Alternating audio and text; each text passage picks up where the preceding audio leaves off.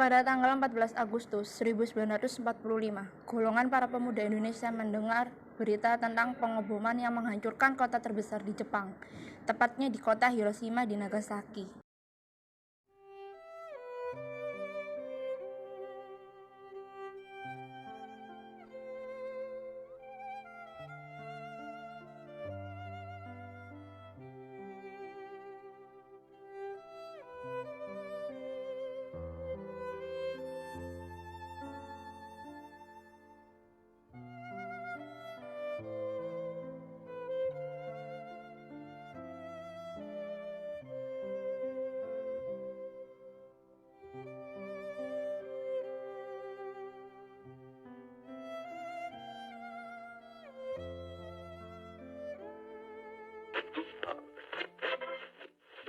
In 1945, final defeat came to the Japanese.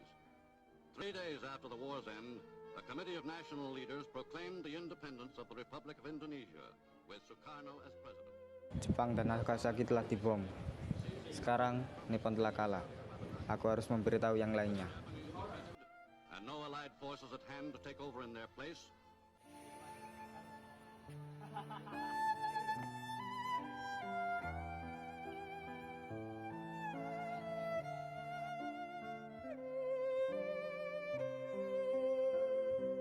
Hei Bung, apakah kalian sudah mendengar berita kekalahan Jepang? Belum, Bung. Benarkah itu? Apa yang terjadi dengan Jepang? Dari yang kudengar, Jepang telah mengalami kekalahan karena sekutu telah menjatuhkan bom di Nagasaki dan Hiroshima. Oleh sebab itu, Jepang akan melakukan gencatan senjata. Kalau begitu, kita harus memproklamirkan kemerdekaan. Benar itu. Jepang sudah datang mengenal di negara kita. Kita harus memanfaatkan momen ini. Tanggal 15 Agustus 1945, Jalan Pegangsaan Timur nomor 56 Jakarta, tempat kediaman Bung Karno, berlangsung perdebatan serius antara sekelompok pemuda dengan Bung Karno mengenai proklamasi kemerdekaan.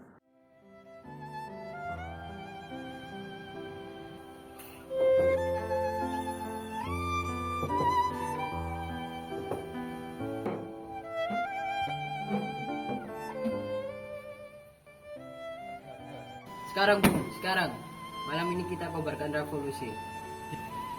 Kita harus segera merebut kekuasaan. Kita sudah siap mempertaruhkan jiwa kita. Jika Bung Karno tidak mengeluarkan pengumuman pada malam ini juga, maka akan berakibat terjadinya pertemuan darah dan perang besar-besaran esok hari. Mendengar kata-kata ancaman seperti itu, Soekarno naik darah dan berdiri menuju Wikana sambil berkata, "Ini batang leherku. Saya letakku bajak itu dan potong leherku malam ini juga. Tak perlu menunggu hari esok." Jepang adalah masa silam. Kita sekarang harus menghadapi Belanda yang akan berusaha untuk kembali menjadi tuan negeri kita ini.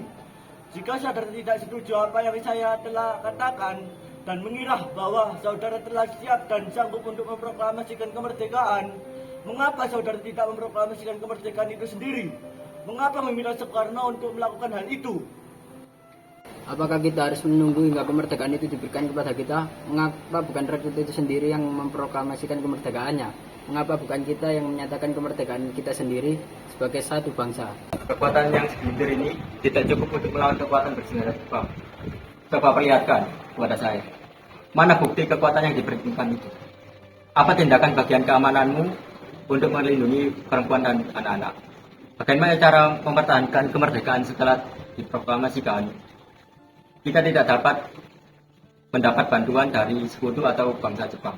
Coba bayangkan bagaimana kita akan tegak di atas kekuatan kita sendiri. Tapi Bung, semakin cepat kita mempromosikan kemerdekaan ini, semakin cepat pula kita akan terbebas dari belenggu yang menyiksa ini. Baiklah, tapi kami perlu waktu untuk berunding sebentar. Baiklah, Mbak. Kemudian para golongan tua yang ada di tempat itu seperti Soekarno, Muhammad Hatta, Soebarjo, Iwa Kusumantri, Dijojo Pranoto, dan Sudiro segera masuk ruangan untuk berunding. Bagaimana ini?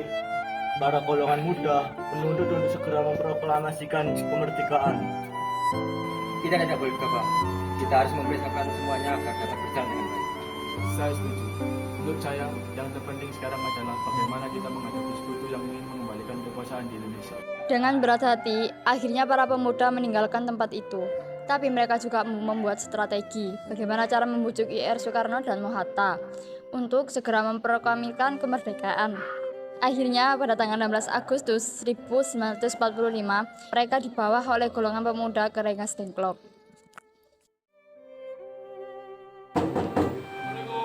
Waalaikumsalam. Mau cari Soekarno? Pak, ada yang nyariin. Siapa? Suruh masuk saja.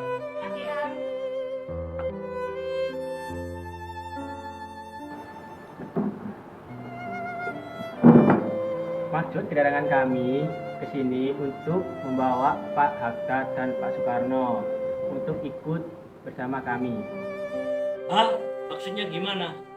Begini, keamanan kalian saat ini sangatlah terancam apabila terjadi bentrok antara rakyat dan Jepang. Sebaiknya kami mengajak anak dan istri Anda. Baiklah, kami akan pergi sekarang juga. Siap. Hilangnya IR Soekarno dan Hatta menimbulkan kepanikan di kalangan para pemimpin pergerakan kemerdekaan di Jakarta. Peristiwa ini baru diketahui oleh Soebarjo pada pukul 8 pagi. Saat itu yang ditemui hanyalah Wikarta.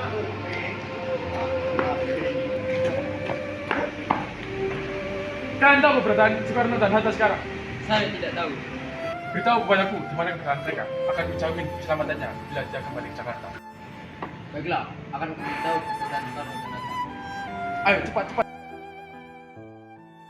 Setelah Soebarjo memberikan jaminan kepada Komandan Tentara Peta di Rengas Dengklok bahwa kemerdekaan akan segera diproklamasikan keesokan harinya, Soebarjo diperbolehkan membawa mereka kembali ke Jakarta pada malam itu juga. Perumusan naskah proklamasi pada tanggal 16 Agustus 1945, rombongan Soekarno-Hatta tiba kembali di Jakarta pada pukul 11 WIB. Setelah menurunkan Fatmawati dan putranya di kediaman Soekarno, pemimpin perjalanan, Soebarjo membawa mereka langsung menuju rumah Laksamana Maida di Jalan Imam Bonjol nomor 1. Di ruang makan rumah Laksamana Maida itu dirumuskan teks proklamasi kemerdekaan. Maida sebagai tuan rumah mengundurkan diri ke kamar tidurnya di lantai 2 ketika peristiwa bersejarah itu berlangsung. Miyoshi, orang kepercayaan Nishimura, bersama Sukarni, Sudiro, dan BM Dia menyaksikan Soekarno, Hatta, dan Ahmad Soebarjo membahas rumusan teks proklamasi. Sedangkan tokoh-tokoh lainnya, baik dari golongan tua maupun dari golongan pemuda, menunggu di Serambi Mekah. Setelah kelompok menyendiri di ruang makan itu selesai merumuskan teks proklamasi, kemudian mereka menuju Serambi Mekah untuk menemui hadirin yang berkumpul di ruangan itu. Saat itu dini hari menjelang subuh. Jam menunjukkan pukul 4. Soekarno mulai membuat pertemuan itu dengan membacakan rumus teks proklamasi yang masih merupakan konsep detik-detik proklamasi kemerdekaan Indonesia. Upacara itu berlangsung sederhana. Tanpa protokol, Latif Hedaningrat, salah seorang anggota PETA, segera memberi aba-aba kepada seluruh barisan pemuda yang telah menunggu sejak pagi untuk berdiri. Serentak semua berdiri, tegak dengan sikap sempurna. Latif kemudian mempersilahkan Soekarno dan Muhammad Hatta maju beberapa langkah mendekati mikrofon. Dengan suara mantap dan jelas, Soekarno mengucapkan pidato pendahuluan singkat sebelum membacakan teks proklamasi.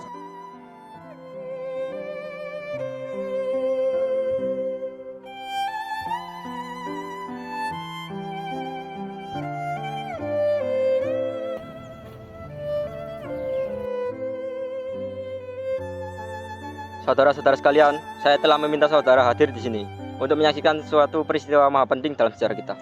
Berpuluh-puluh tahun kita bangsa Indonesia telah berjuang untuk kemerdekaan tanah air kita. Bahkan telah beratus-ratus tahun gelombang aksi kita untuk mencapai kemerdekaan kita itu ada naik turunnya. Tapi jiwa kita tetap menuju ke arah cita-cita. Juga di dalam zaman Jepang, usaha kita untuk mencapai kemerdekaan Indonesia tidak berhenti. Di zaman Jepang ini tampaknya saja kita menyadarkan diri kepada mereka. Tetapi pada hakikatnya tetap kita menyusun tenaga kita sendiri. Tetapi kita tidak percaya pada kekuatan sendiri. Sekarang tibalah saatnya kita benar-benar mengambil nasib bangsa dan nasib tanah air kita dalam tangan kita sendiri. Hanya bangsa yang berani mengambil nasib dalam tangan sendiri, maka akan dapat berdiri dengan kuatnya. Maka kami di dalam malam telah menggandakan musyawarah dengan pemuka-pemuka rakyat Indonesia dari seluruh Indonesia. Permusyawaratan itu seita kata berpendapat bahwa sekaranglah saatnya untuk menyatakan kemerdekaan kita. Saudara-saudara, dengan ini kami menyatakan kebulatan tekad itu. Dengarkanlah proklamasi ini. Proklamasi kami, bangsa Indonesia, dengan ini menyatakan kemerdekaan Indonesia.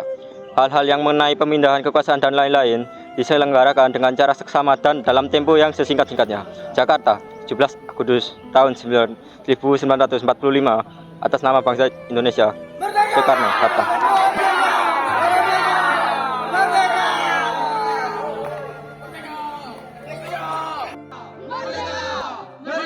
Demikianlah saudara-saudara, kita sekarang telah merdeka. Tidak ada satu ikatan lagi yang mengikat tanah air kita dan bangsa kita. Mulai saat ini kita menyusun negara kita, negara merdeka, negara Republik Indonesia, merdeka, kekal, abadi. Insya Allah Tuhan memberkati kemerdekaan kita itu.